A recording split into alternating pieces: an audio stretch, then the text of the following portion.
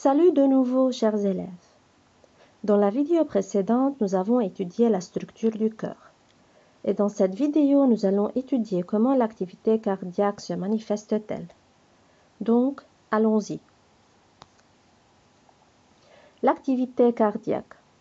Le cœur est un muscle qui se contracte régulièrement, environ 70 battements par minute.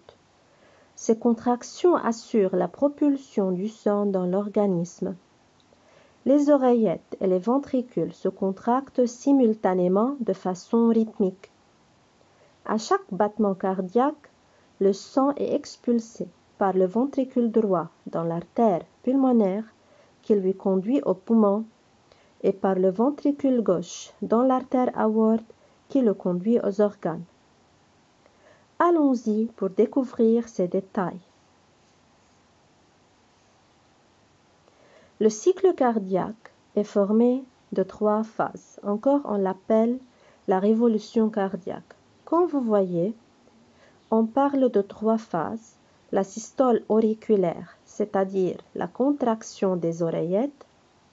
La systole ventriculaire, c'est-à-dire la contraction des ventricules. Et la diastole générale, c'est le relâchement des oreillettes et des ventricules. Voyons que se passe-t-il durant la systole auriculaire qui dure 0,1 seconde. Durant cette phase, les valvules mitrales et tricuspides sont ouvertes. Les valvules sigmoïdes sont fermées. Les 2 oreillettes se contractent et le sang est chassé des oreillettes au ventricule.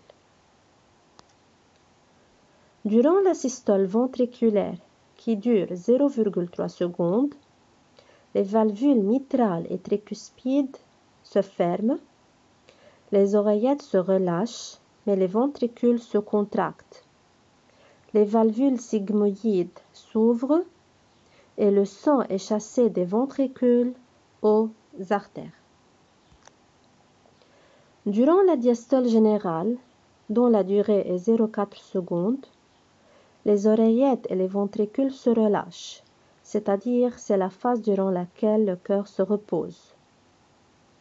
Les oreillettes se remplissent du sang et le sang s'écoule lentement dans les ventricules. Les valvules sigmoïdes sont fermées, mais les valvules tricuspides et mitrales sont ouvertes. Mais pour savoir s'il y a un problème dans l'activité du cœur, on fait ce qu'on appelle un ECG. ECG, c'est-à-dire électrocardiogramme.